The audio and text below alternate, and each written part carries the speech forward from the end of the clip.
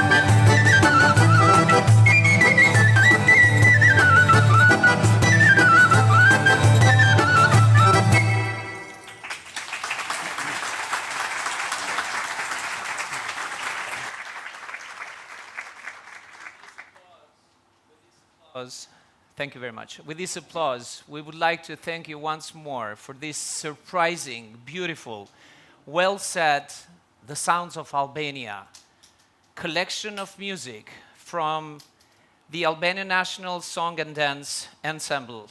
So once more, thank you very much, guys. At this point, I would like to invite Besnik Dervishi, the Commissioner for the Information and Data Protection of Albania. Mr. Dervishi, the floor is all yours.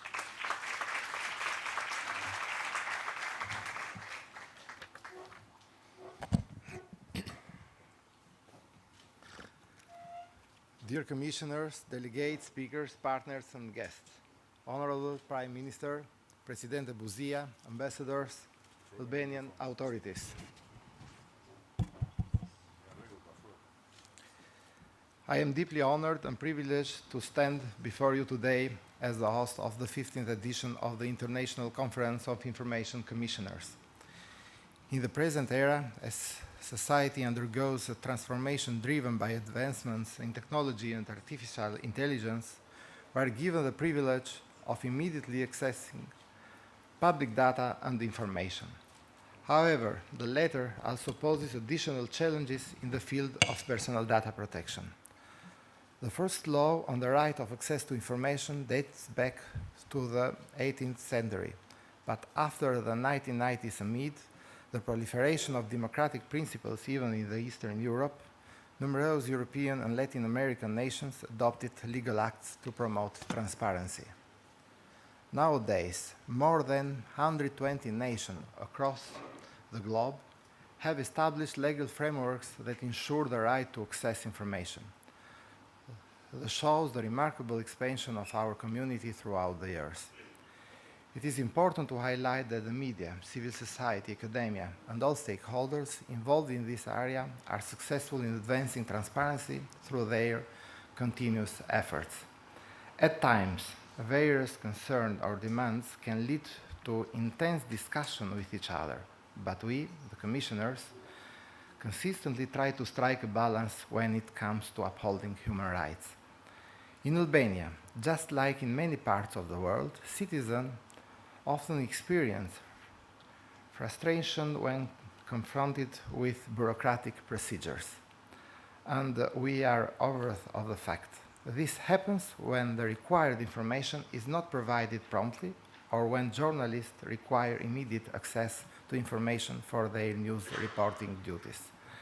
Nevertheless, despite these challenges, we must remain firm in our commitment to foster the transparency of public authorities while respecting the legal framework and ethical principles.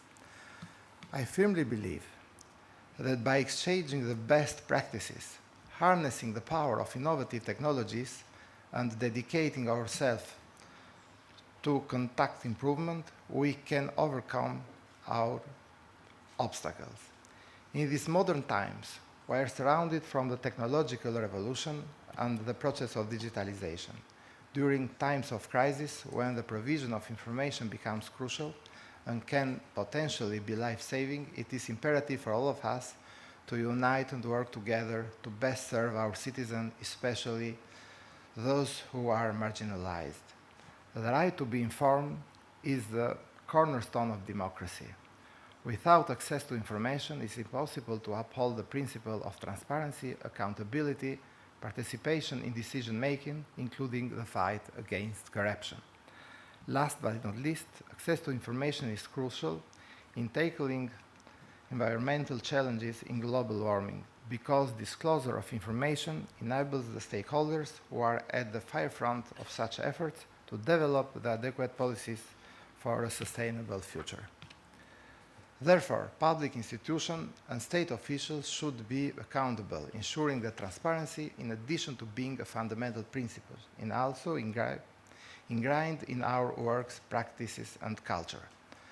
The journey ahead of us may present challenges, yet it also holds an extraordinary potential. Together, we have the ability to shape a future in which information flows freely, abide by legal boundaries, and merge into the vast sea of knowledge in the pursuit of empowering each and every individual, similar to the emblem of this conference, the Vjosa River, which is the last wild river in Europe.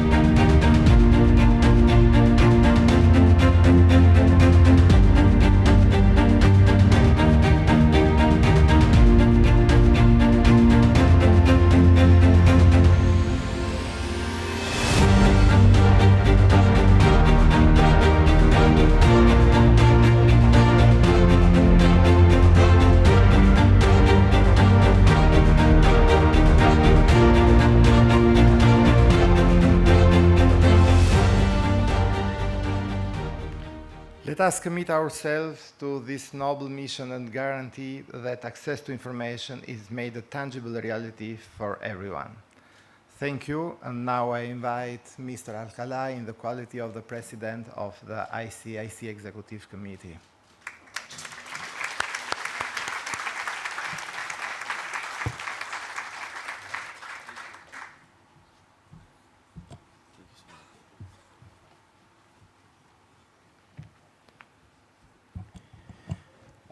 Hi, good morning, muy buenos días, muy buenas tardes, muy buenas noches.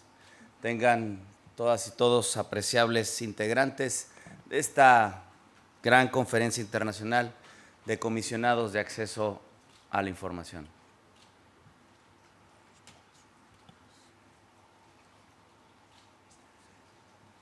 En representación de mis colegas, las comisionadas que integramos el Pleno del Instituto Nacional de Transparencia, Acceso a la Información y Protección de Datos Personales en México, la comisionada Blanca Lili Barra Cadena, la comisionada Norma Julieta del Río Venegas y la comisionada Josefina Román Vergara, quienes ostentamos la presidencia y el secretariado de esta gran asamblea de ICIC. Es un gran gusto, pero también es un alto honor dirigirme ante todas y todos ustedes en esta mañana para inaugurar los trabajos de la 15ª edición de nuestra Conferencia Internacional de Comisionados de Información. Para comenzar, quiero saludar y dar las más cordiales bienvenidas a quienes nos acompañan en este panel de inauguración. Por supuesto, agradecer en primer lugar a don Rama, primer ministro de la República de Albania. Gracias por recibirnos aquí en su casa, en este bello país. Al comisionado Besnik Dervishi, de la Oficina del Comisionado de Protección de Datos e Información de Albania, a Giuseppe, presidente de la Autoridad Nacional Anti-Korrupsion de Italia, y desde la virtualidad a Tawfik, Jelassi, subdirector general de Comunicación e Información de UNESCO. Es un honor, como lo decía, encontrarnos en esta gran y bella ciudad de Europa del Este, Tirana, Albania, lugar en que logra la perfecta combinación entre tradición, pero también la parte cosmopolita, y que se destaca como un referente en la organización de este gran evento. Es decir, Tirana cuenta con una amplia historia de búsqueda de esquemas democráticos, de gobernanza, de transparencia y, por supuesto, de acceso a la información. En Albania, desde la década de los 90, se comenzaron a establecer las bases de la transparencia y la rendición de cuentas que hoy, como lo ha dicho el presidente anfitrión, es un gran fundamento, o consideramos fundamentales. La evolución de este país da cuentas hacia una sociedad mucho más abierta, más inclusiva y más democrática, y es un testimonio del poder transformador que tienen el derecho de acceso a la información, que cada una y cada uno de nosotros tenemos el alto honor y la alta responsabilidad de tutelar como autoridades en cada uno de los países, pero también la transparencia en el quehacer gubernamental o en la gobernanza. Por ello, nos congratulamos de estar aquí esta mañana. Quiero expresarles que la realización de esta 15ª edición de Conferencia Internacional de Comisionados de Información es de vital importancia por muchas razones que está viviendo actualmente el mundo.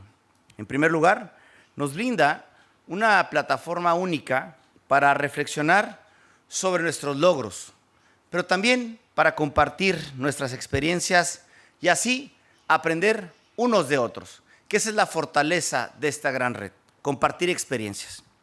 En un mundo en el que con el tiempo se vuelve más y más interconectado, un mundo digital que vivimos, la colaboración internacional y el intercambio de prácticas y conocimientos son esenciales para enfrentar esos grandes desafíos comunes que nos representa el acceso a la información.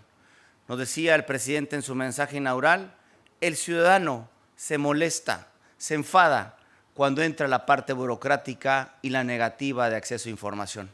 Y nosotros tenemos el deber de resolverlo con perspectivas de lo que es un derecho humano. La cooperación entre comisionados de información defensores del pueblo y otros organismos aquí reunidos, es crucial para avanzar en la implementación efectiva de la legislación de acceso a la información en nuestros respectivos países.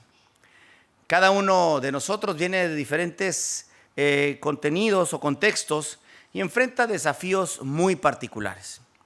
Sin embargo, todas y todos compartimos un objetivo común, que es el garantizar el acceso a la información de nuestros compatriotas y que éste sea accesible para toda la sociedad, promoviendo así la transparencia y la rendición de cuentas para todas y para todos. En ese sentido, esta conferencia no solamente es una reunión de autoridades, sino también un espacio en donde podemos unir nuestras fuerzas, donde podemos inspirarnos los unos a otros y donde podemos desarrollar también estrategias conjuntas para mejorar nuestras prácticas en cada uno de nuestros países. Es, pues, una oportunidad única para construir una comunidad global que está precisamente comprometida con la protección y la promoción del derecho de acceso a la información. Como señalé, el título de nuestra central, o el título central, es el empoderamiento de la ciudadanía a través del acceso a la información como un camino para garantizar la inclusión de todas y de todos. En ese sentido, el acceso a la información es, pues, una herramienta poderosa que permite a todas las personas tomar decisiones informadas, poder participar activamente en la vida pública y exigir responsabilidades a su gobierno. Esta mañana nos hemos levantado nosotros los mexicanos y las mexicanas con un resultado muy alentador.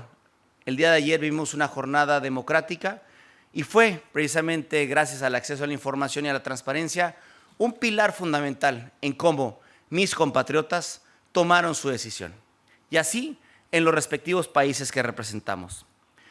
Cuando la ciudadanía tiene acceso a la información, ostenta el poder de influir en sus comunidades y en sus respectivos países. Este empoderamiento, pues, es esencial para el fortalecimiento de nuestras democracias y el desarrollo sostenible. Sin embargo, hay que reconocer que no todos los sectores de la sociedad tienen acceso en igualdad de circunstancias a este gran derecho. Los grupos en condición de vulnerabilidad, como las minorías étnicas, las personas con discapacidad, las mujeres, las personas que están privadas de su libertad, las niñas y los niños, y por supuesto, el fenómeno migratorio, todas estas personas enfrentan grandes barreras adicionales. Por lo tanto, es nuestra responsabilidad consistente en garantizar que nuestras políticas y prácticas sean inclusivas, pero que también sean equitativas. Con esto en mente, debemos de trabajar hoy en día para eliminar esas barreras que impiden el acceso a la información en igualdad de condiciones y asegurarnos que todos los miembros de nuestra respectiva sociedad puedan beneficiarse de este derecho humano, de este derecho fundamental. En este contexto, y como lo debatiremos a profundidad en conferencias, en mesas, en paneles, quiero resaltar la importancia de la inclusión de grupos vulnerables en nuestras discusiones y decisiones. La información debe ser accesible en formatos y lenguajes adecuados para todas las personas. Pensar en las personas con discapacidad, en los débiles visuales, en los débiles auditivos, en las personas que viven en nuestros países y que no tienen o que no saben nuestro respectivo idioma. Debemos, pues, fomentar la participación de estos grupos en desarrollo y en la implementación de políticas de acceso que mejoren, por supuesto, nuestra democracia. Solamente así podemos garantizar una sociedad verdaderamente inclusiva y verdaderamente justa. Adicionalmente, en un mundo más interconectado, la inclusión digital es un componente esencial.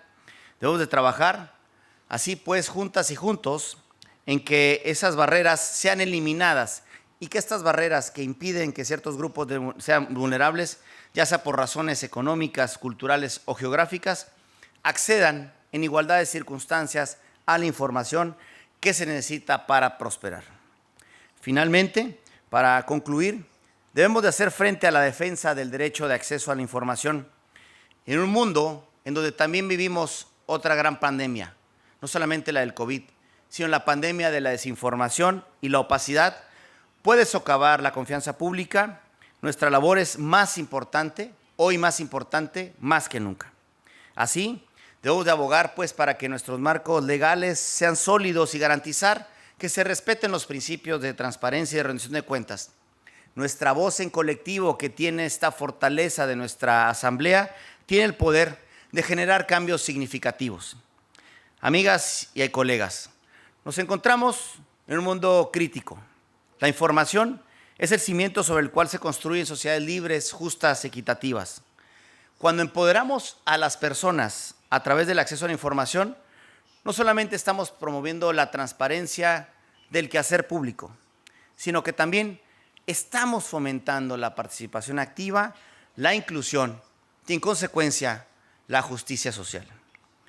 Juntas y juntos podremos encontrar aquí, en estos 3 días, soluciones innovadoras, soluciones que llevemos a nuestros países para precisamente vencer esas barreras. Finalmente, no me queda más que congratularme de poder contar con una comunidad tan participativa, pero también muy dinámica, en donde la innovación es el reflejo y lo que nos caracteriza a todas y a todos nosotros, pero sobre todo desearles una excelente y una productiva jornada. Muchísimas gracias por tu atención y que tengan un excelente día.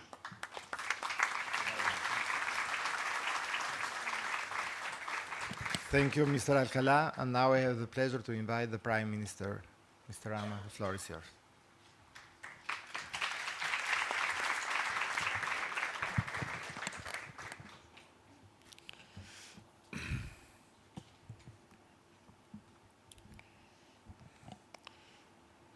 Very much welcome to Tirana, and let me confess that it is quite a treat to have the ability to host here such a mosaic, and finally to have a crew where the Europeans are a minority. It's really a treat. And it's also very heartwarming to come at 9 and to see that half of the people didn't come yet, which means that you had a long night and a good sleep, which is at the end what we should all look for our guests, because as many people from Latin America here can witness, work is good, sleep is better. Anyhow, thank you very much again, and let me tell you that I am very proud of our commissioner and of our commissioner office, because the work he and them have done is absolutely amazing, and the fact that the office of the commissioner is praised very highly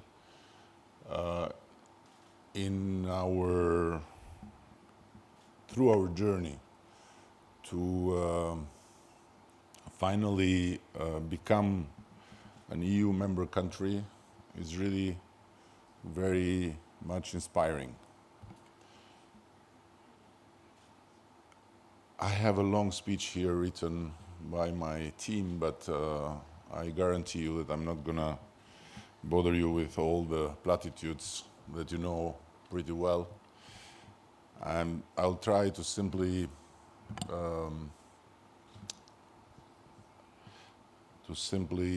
underline a few points.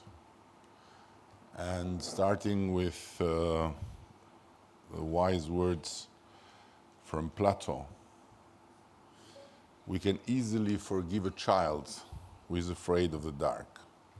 The real tragedy is when adults are afraid of the light.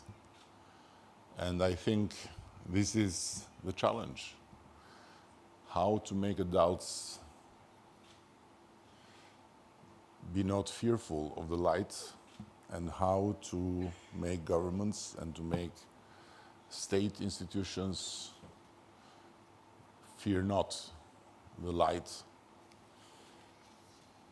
And in this context, I want to add that the right to information is not merely a democratic instrument, but is a precondition for the health and the developing of functioning democracies.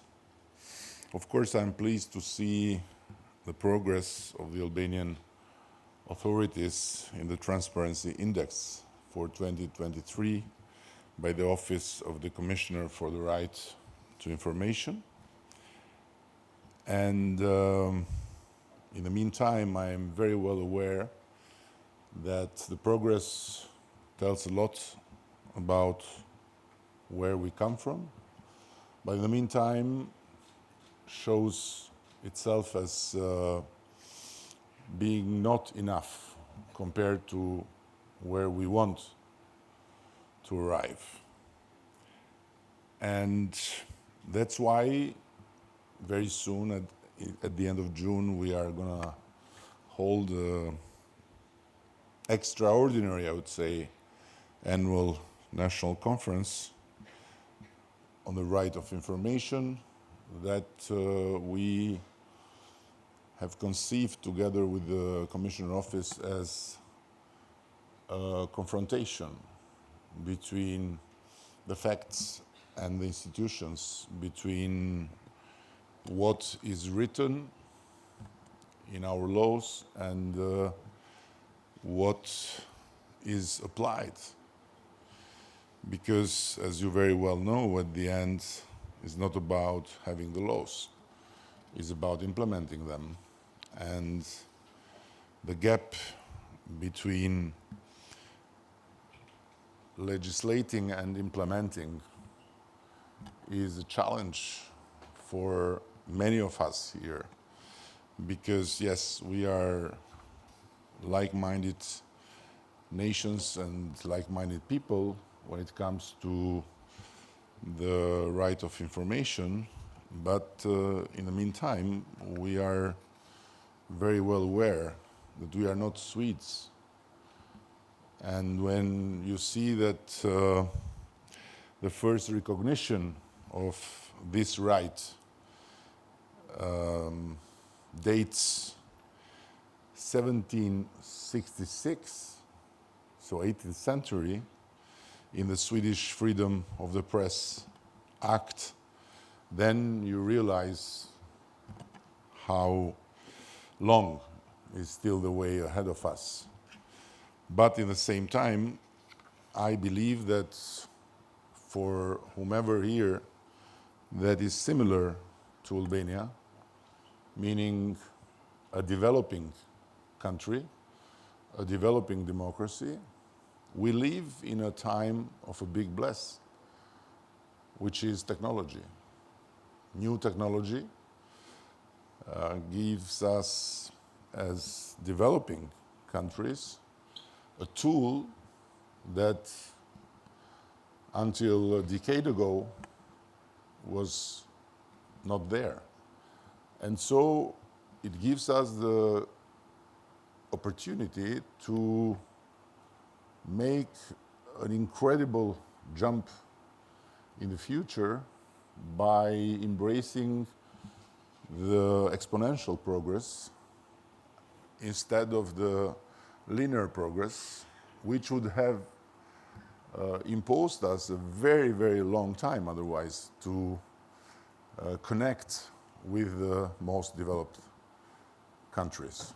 But on the other hand, I believe that this bless comes also with a curse, which is the capacity of the technology used for the purpose of disinformation, of misinformation, of confusion and chaos.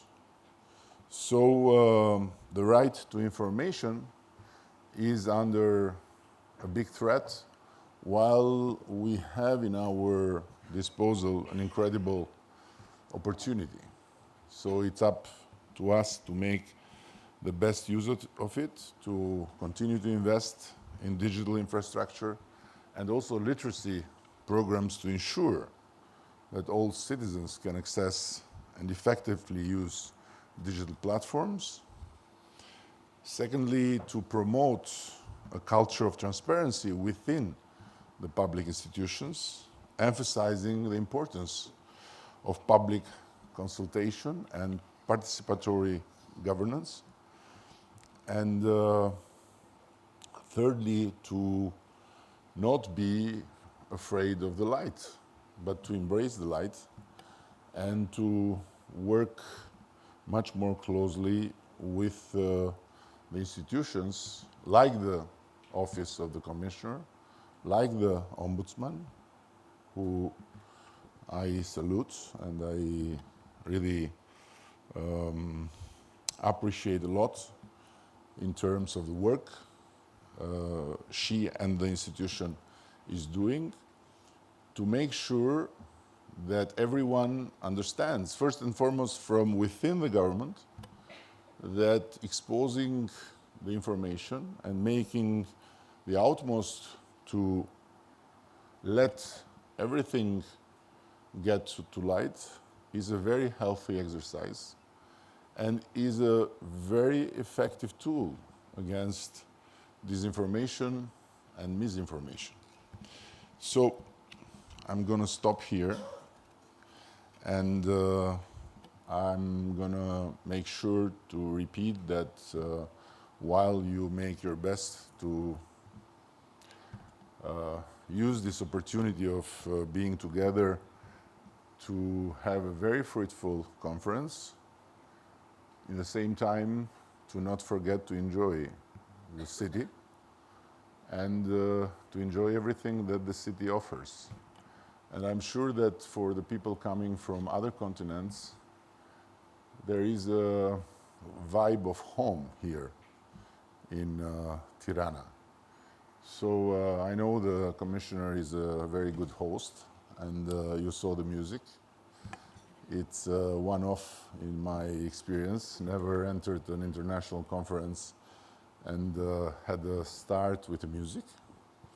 And the message, the implicit message is work, but don't forget to enjoy, because life is short, work is long, and results will be better if you combine both. So thank you very much again, and very much welcome to everyone, especially to the friends from other continents, because Europeans, we have a lot here every day, and you know, trust me, it's no news for us when they are here, and it's no news for them when they see us. So we endure their lectures, and we keep going, but we are very aware, and we should be more and more aware of a challenge by making the best out of their company. We should not become boring like they used to do. Thank you.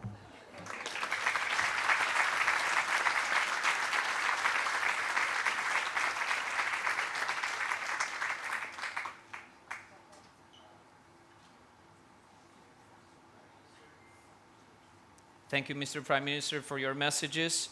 I would like to continue right away with a video message we have from Tawfik Jelassi. He is the Assistant Director General for Communication and Information, UNESCO. Excellencies, government officials, UN colleagues, ladies and gentlemen. First, I would like to extend my sincere appreciation to the organizers and to Albania for hosting the 15th edition of the International Conference of Information Commissioners. This is an important testimony to Albania's steadfast commitment to access to information, transparency, and inclusivity in an interconnected world. Although I would have liked to be here in person, I'm glad to have the opportunity to address you through this video message and make 3 quick points. To tell you where we are and give you some data and the context, to tell you what UNESCO is doing in this context, and finally to humbly share with you a few suggestions of what I think we could do together. So let me start with the context and some good news. As you know, digitalization is advancing quickly in all spheres of society. Internet use continues to rise, with 5.4 billion people, which is 67% of the world's population, now online. However, significant disparities remain. 90% of the population in Europe and North America use the internet, compared to only 2/3 in Arab states, Asia, and the Pacific, and only 37% in Africa.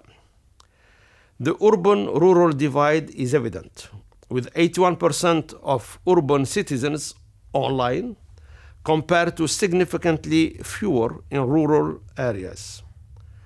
The gender divide persists digitally, with women making up 17% more of the offline population than men.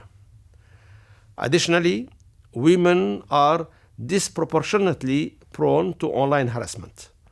A recent UNESCO study revealed that 73% of women respondents reported having been subject to online violence.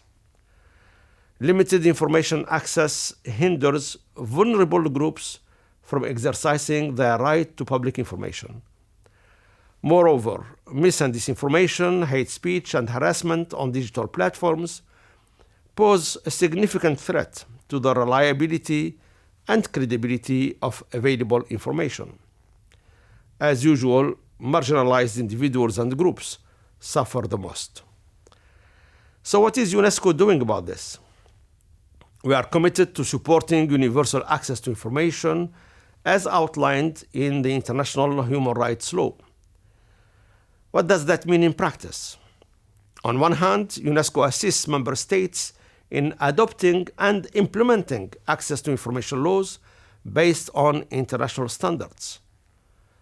On the other hand, we promote best practices, encourage digital solutions, and carry out capacity building and public awareness activities to ensure transparency and accountability. Concrete examples include the identification of gaps for marginalized groups through reports and guidelines, and also monitoring progress on SDG 16.10.2 by tracking countries with legal guarantees for public access to information. We address the unique challenges faced by women and girls in accessing and using digital platforms through international dialogues such as the UN Commission on the Status of Women. UNESCO also leads global advocacy by celebrating every year on September 28th, the International Day for Universal Access to Information. These interventions have led to significant outcomes. The number of countries reporting on SDG 16.10.2 has significantly increased from 102 in 2021 to 126 last year. Reporting also helped identify gaps and formulate evidence-based recommendations which ensure continuous improvement. We have supported regions needing targeted help to strengthen their access to information frameworks, for example, in the Pacific and in Africa. In conjunction with its global celebration of the International Day for Universal Access to Information, UNESCO has developed pivotal documents such as the 2022 Tashkent Declaration, which sets forth international standards for improving access to information legislation and its implementation. Another example is the 2023 Oxford Statement, which links access to information with internet accessibility, opening new opportunities to promote the right to information. These combined efforts underscore our commitment to ensuring transparency and accountability globally. Now I would like to make a few suggestions about what we could do together. First, we must advocate on all levels and in all relevant fora for the establishment of dedicated bodies to implement access to information laws. Second, we must concentrate our resources to assist regions where access to information laws are still to be adopted. Third, we should build on our successes by leveraging best practices from your institutions and develop training tools to assist other institutions to digitalize processes and requests for information.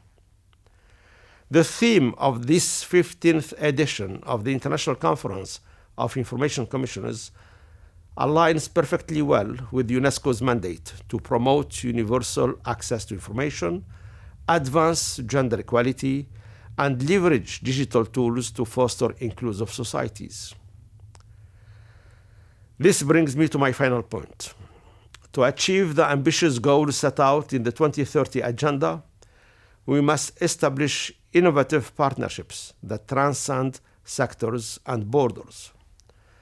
With only 5 years remaining to accomplish this crucial 2030 objective, the urgency of action cannot be overstated.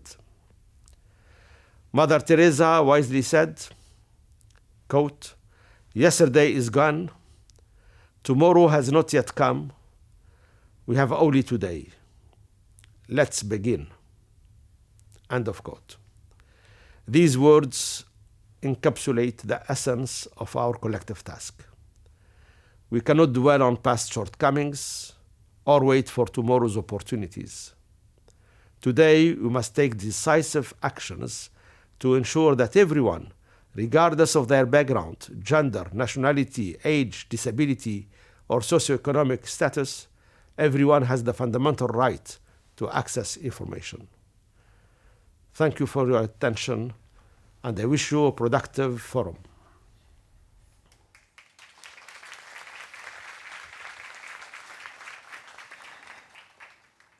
Allow me to invite the President of the National Anti-Korruption Authority in Italy, Giuseppe for his speech.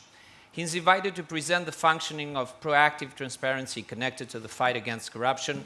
In my opinion, his messages may as well serve our country in its 2030 agenda for the fight against corruption. The floor is yours. Thank you. Thank you very much. Dear Prime Minister, Minister of Justice, Commissioner Dervishi, Presidente della Red della Conferencia de Komisionerëve della Información, Excellencies, colleagues, ladies and gentlemen.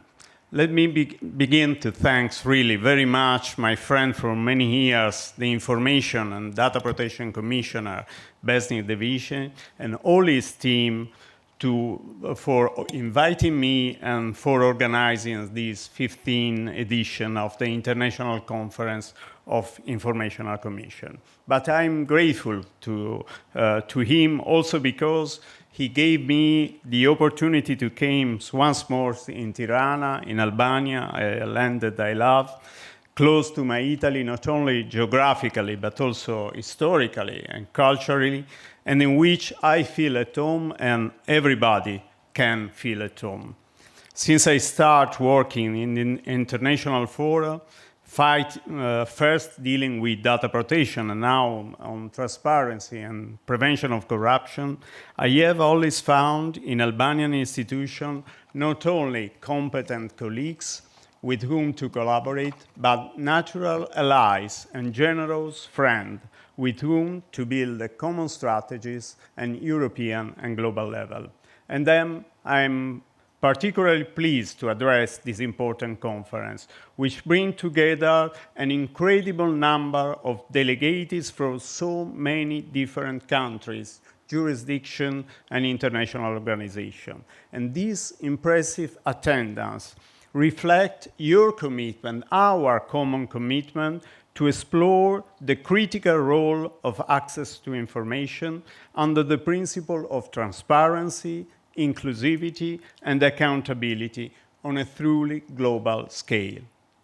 In today's interconnected world, access to information is more than an obligation.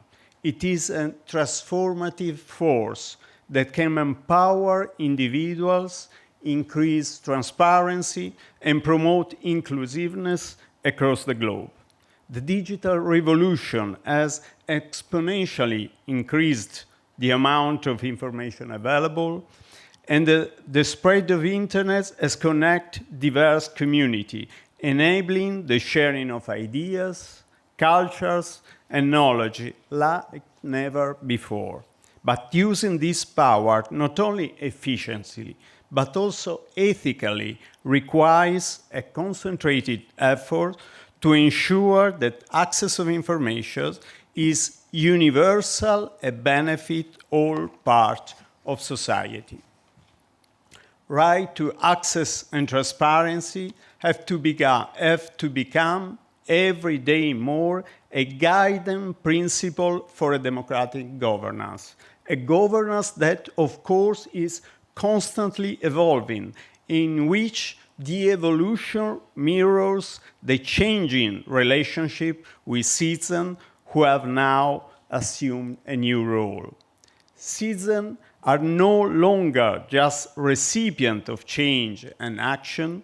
They ask, want, and have full right to be active participants, the true protagonists of this process. Transparency and participation are fundamental values in the relationship between public administration and citizen. They ensure both the dissemination of knowledge, the ability of individuals to contribute to public decision-making progress. As the result, this transparency leads to greater trust between the government and citizen. Indeed, at the heart of democracy lies the ability of people to participate in and influence government. We can therefore say that transparency and participation drive the democratization of public administration and all of institutions. The paradigm of administrative transparency as a powerful tool in the hand of individuals to empower them to make informed political choices is reaffirmed in many international instruments. Some of them were mentioned before by the UNESCO representative. And let me just recall the United Nations Convention Against Corruption, which in Article 10 stressed the importance of taking measures to increase openness and accountability of informed in public authority. And the same paradigm is also explicitly mentioned in the list of Sustainable Development Goal 16 of UN 2030 Agenda, which call for developing effective, accountable, and transparent institutions, and to ensure public access to information. Recognition in these and in other international documents is crucial because it shows us that we, in each of our countries, are not alone.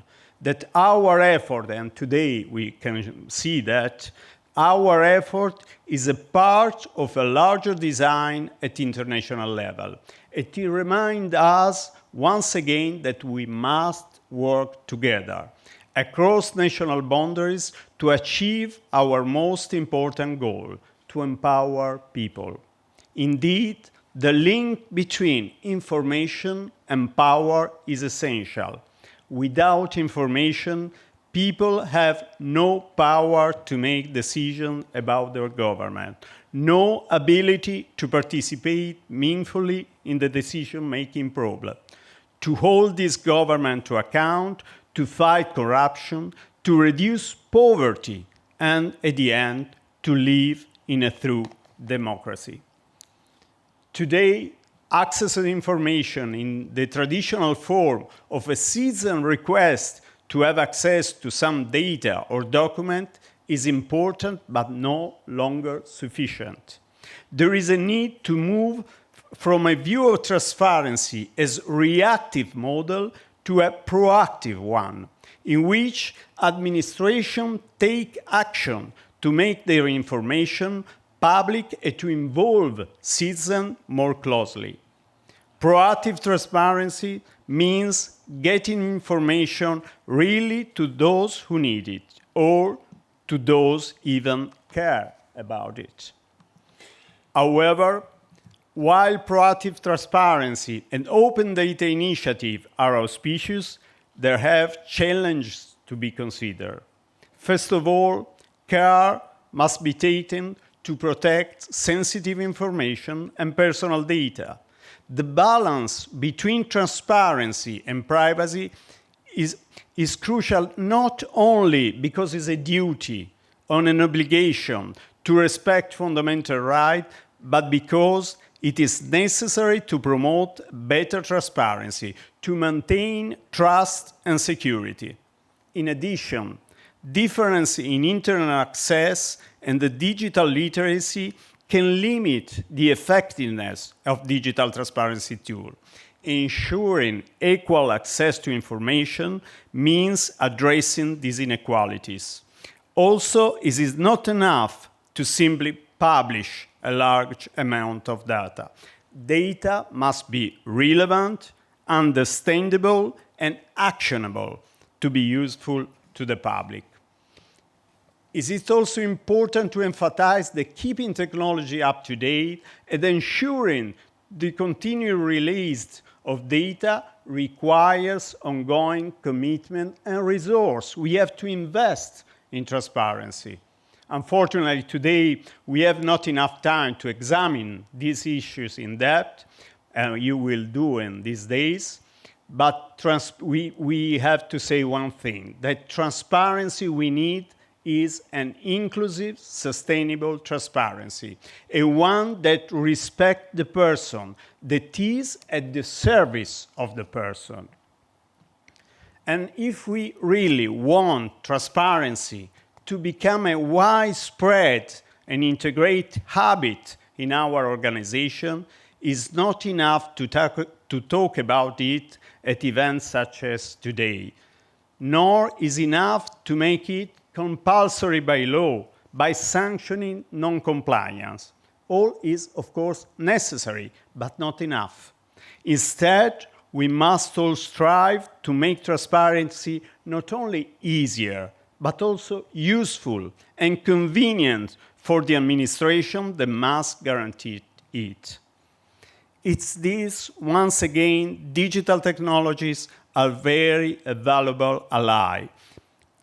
Indeed, thanks to their adoption and diffusion, administrative action can become simpler, more efficient, convenient for citizens, triggering a virtuous circle in which transparency helps good administration and good administration helps transparency. Let me give two examples concerning our authority and what we are doing in Italy in this matter. First, to make public procurement more transparent, more efficient, as the Italian Independent Anti-Korruption Authority has also the task to oversight public procurement. Transparency and digitalization are crucial to prevent corruption, especially in the public procurement sector, which is clearly one of the most vulnerable.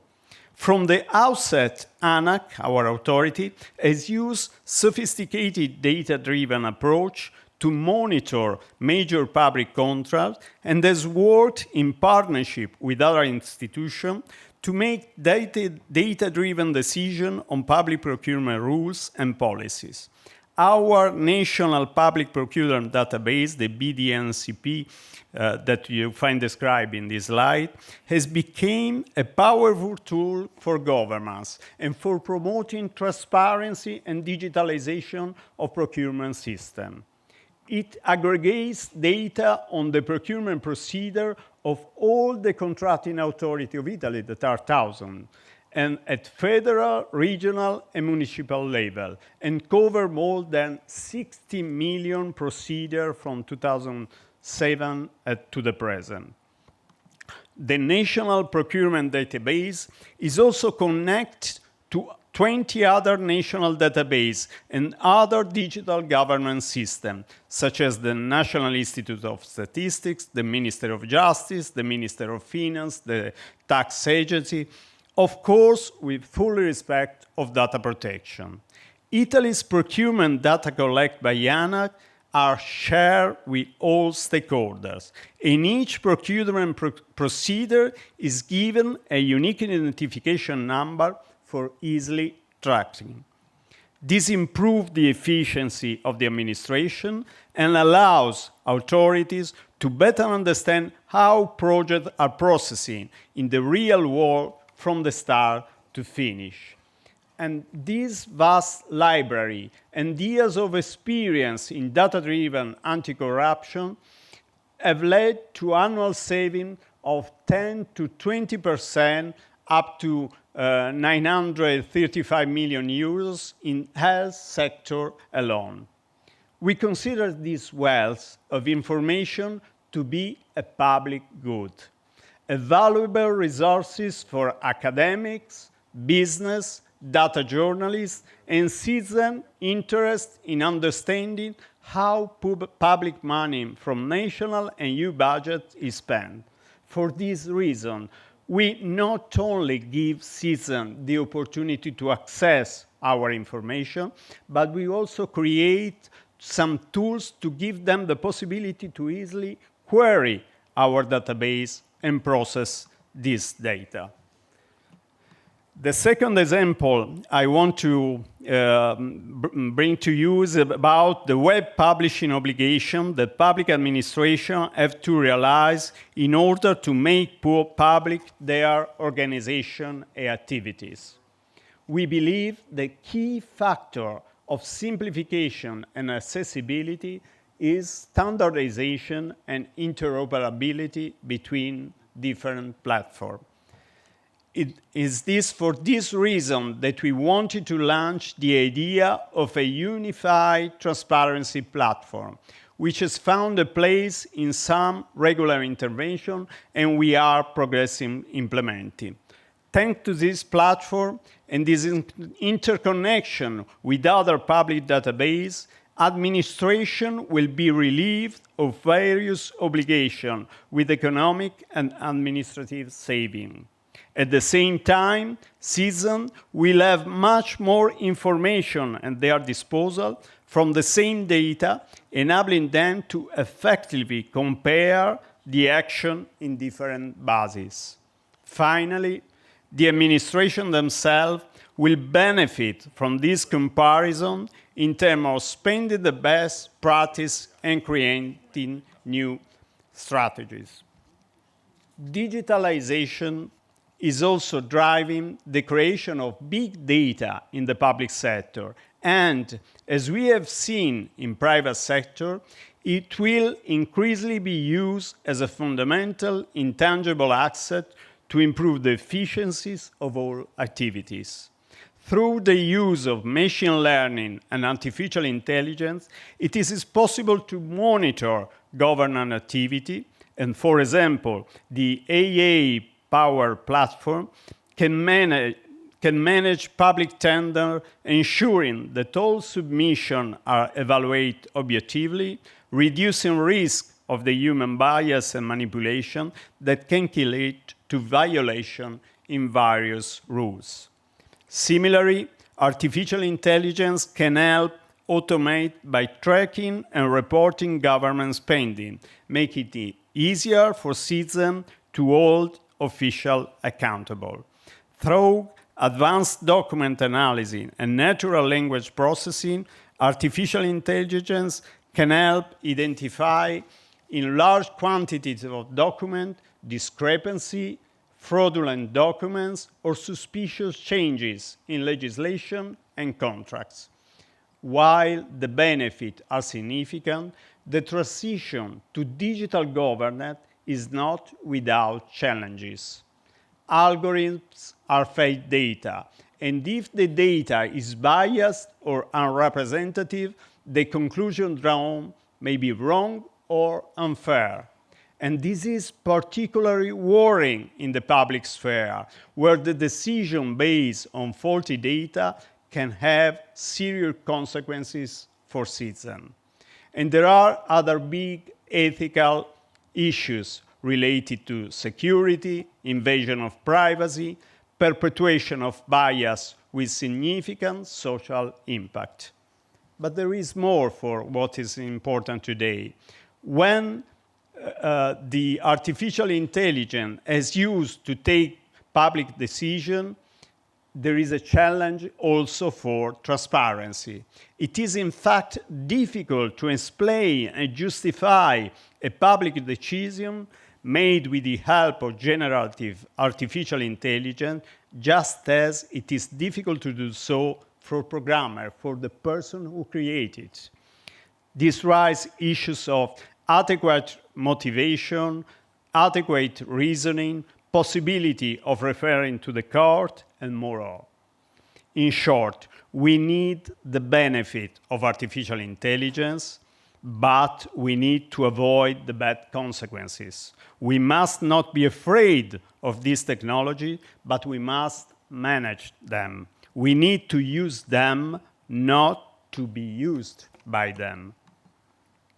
Before conclude, I would like to focus 2 more points.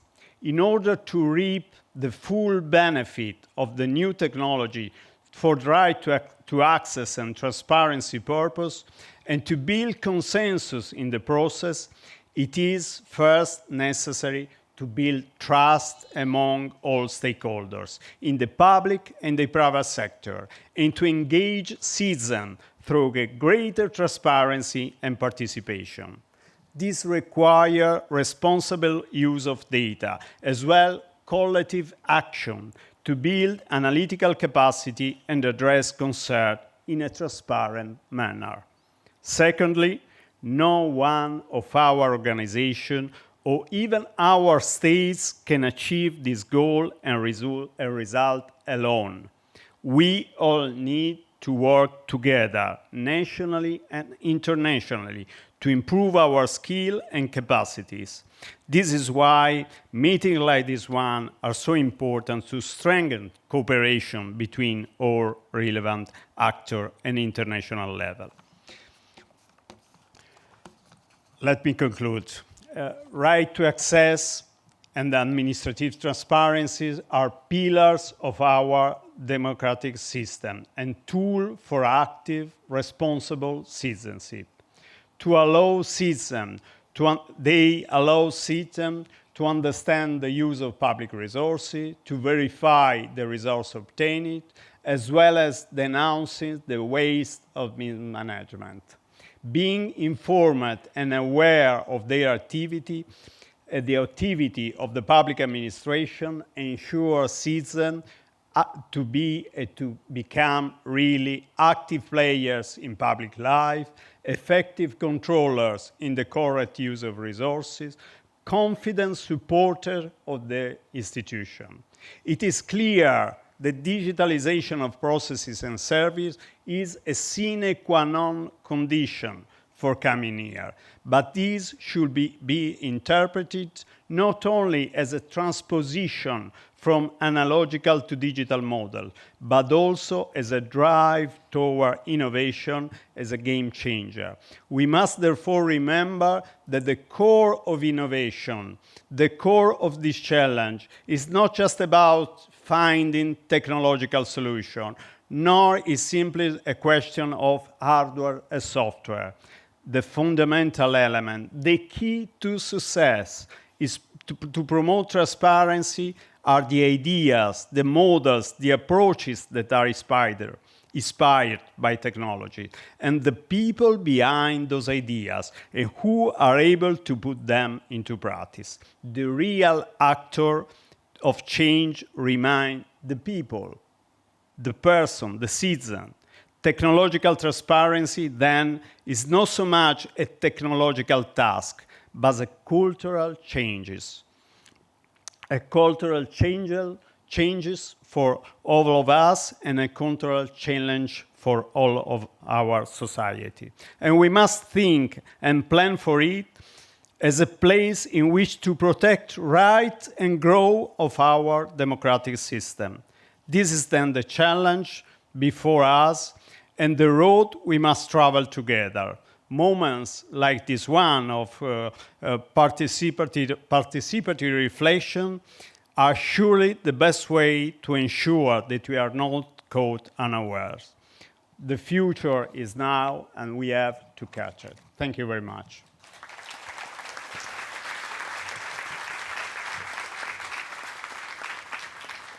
Thank you, Mr. President. I would like to invite now, we have online, Darian Pavli, Judge of the European Court of Human Rights. As he was unable to attend in person because of multiple cases he has to take care of, he will start his speech in a second. For us, he is well known, not only as a judge, but also as a prominent civil society representative. We remember his contribution 10 years ago for the right of information law. Judge, floor is yours. Përshëndetje të gjithë kolegëve dhe pjesëmarrësve. Shpresoj që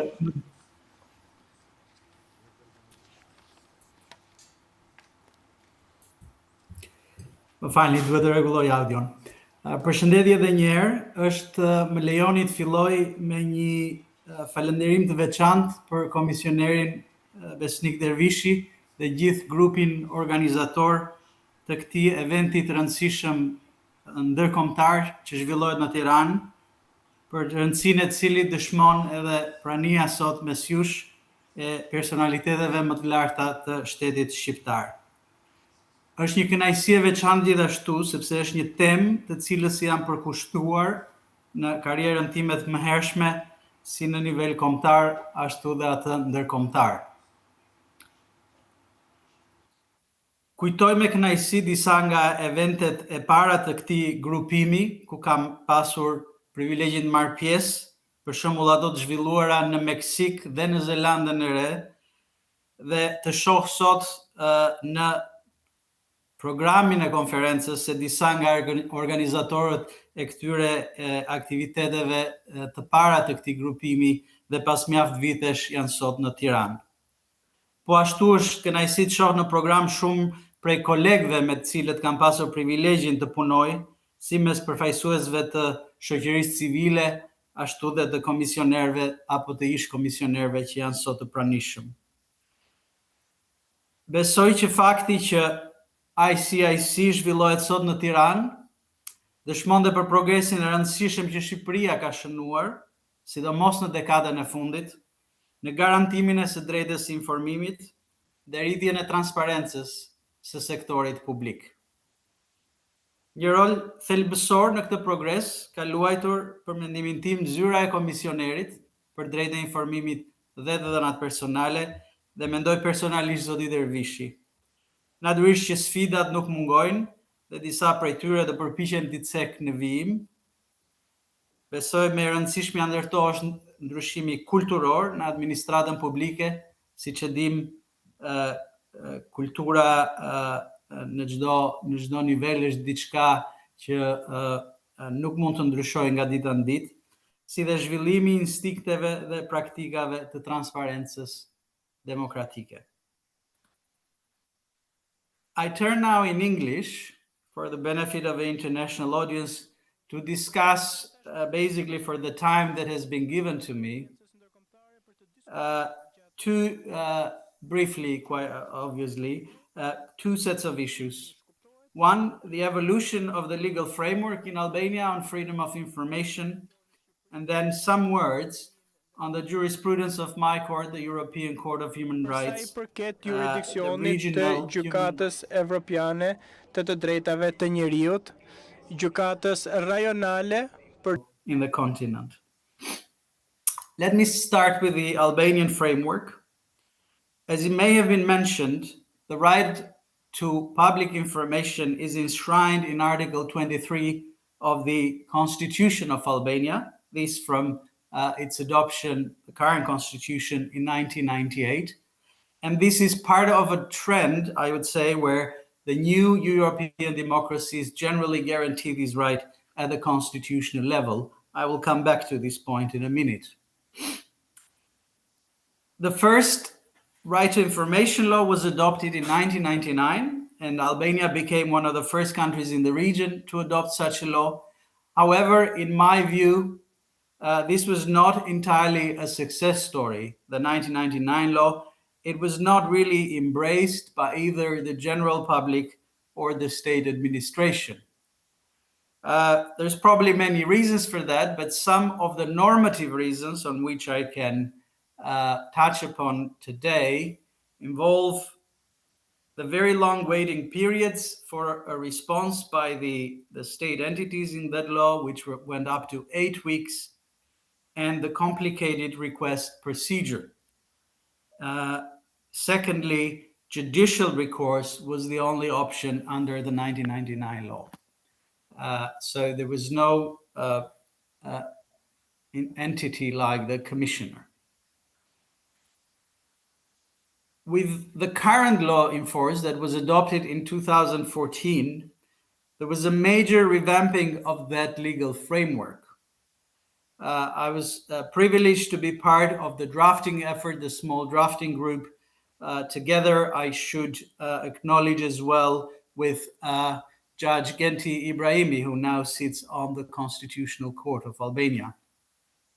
Some of the key changes, without getting too technical, involve simplified procedures. The response timeline was cut significantly to 10 working days, and with the possibility of a 5-day extension in justified circumstances.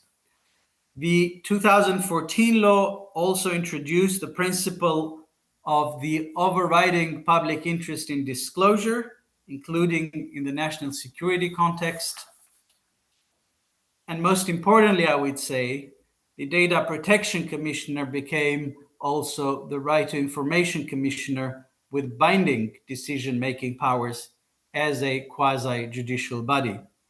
This has been essential, in my view, in providing simple and inexpensive relief for citizens who were denied access. Today, I would say the public administration is well aware that the Albanian Right to Information law has teeth. More recently, and I wish not to perhaps repeat too much what has already been explained, with the very recent amendments of last year in 2023 to the Freedom of Information Act, these amendments further strengthen the role of the Commissioner, the sanctioning powers of the institution, and added other clarifications that whose necessity became obvious during the first decade of its implementation. Let me turn now to the role of the Strasbourg jurisprudence on access to information. It is obvious that in the time that is available, I can only be quite telegraphic about this topic, which is rather broad, but I will try to focus on some major points on the development of this jurisprudence, in particular after the Grand Chamber judgment in Magyar Helsinki versus Hungary, so a case brought by the Hungarian Helsinki Committee, which set the main parameters of the right to information under the convention as we know it today. To those of you who will be familiar with the Article 10 case law on this aspect, you will know that the right that the convention does not guarantee a pure right of access to state information for all intents and purposes. But under Article 10 of the Convention, which guarantees the right to freedom of expression, the right of access is guaranteed if it is considered that on the facts of the specific case, it is instrumental for exercising the individual's or the association's freedom of expression rights. So it is, in a sense, an instrumental aspect of the freedom of expression. What would be the added value? As we know, many freedom of information regimes go beyond this. For example, they do not require that a request for information be tied to any particular use or contribution to public debate. I would say there are two main components or aspects of added value. First, that of granting the right to information the status of a fundamental right protected by the convention machinery. As we know, this is not the case everywhere, and in particular, I think it is fair to say that generalizing in Europe, the right has a constitutional status in the newer democracies, but not necessarily so in the older West European democracies. Secondly, coming under the umbrella of Article 6, The jurisprudence imposes the duty on states to justify any restrictions of the right of access under the relatively strict framework of necessity and proportionality, the core forms of scrutiny, rather strict scrutiny, I would say, that the Article 10 imposes on any restrictions on public interest speech. Under these conceptual umbrella, a rich jurisprudence is gradually developing, and this effect of constitutionalization that I mentioned can be seen, for example, in cases like Zaure number 1 and number 2, involving access to historical records held by intelligence services. In the same vein, I would also mention the cases of Kennedy versus Hungary and Zex versus Croatia. This particular cases, the Zaure cases, were in a national context, and I only point them out not for any particular reason other than to illustrate, for reasons of illustration of my point here. So this is in a general context, in this particular case, Germany, where right to information does not have constitutional status to my knowledge, and the federal secret services are excluded from the scope of the federal right to information law. So in this particular context, Article 10 gives individuals a right of access where it may not necessarily exist otherwise under national law, or only to a limited extent. The case law has been useful in other aspects as well. For example, in Association Burestop versus France, the court held that when a government agency provides information that is misleading, inaccurate, or insufficient, this is tantamount to an unjustified denial of the right to information. Looking at the case law, the applicants have challenged the lack of transparency on a great variety of topics, from disposal of radioactive waste to use of public funds, secret presidential decrees, historical injustices and the right to truth, and the destruction of cultural heritage by an energy project, just to bring a few examples. Much remains to be done, including by using the right to information to empower vulnerable groups, which is the topic of your next session. I note in conclusion that to my knowledge, only one right to information case has been filed versus Albania at the European Court of Human Rights. And this is a case which resulted in a friendly settlement between the government and the applicant, with the government, this was in recent years, agreeing to comply with the commissioners and the court decisions at the national level, which required the administration to disclose the requested information. It is hoped that in the future, individuals will not need to come to Strasbourg to ensure compliance with such binding judicial or quasi-judicial orders. And it is my hope as well that the country is generally on the right track in that direction. Thank you very much again, and all the best with the rest of your highly interesting program for the next days.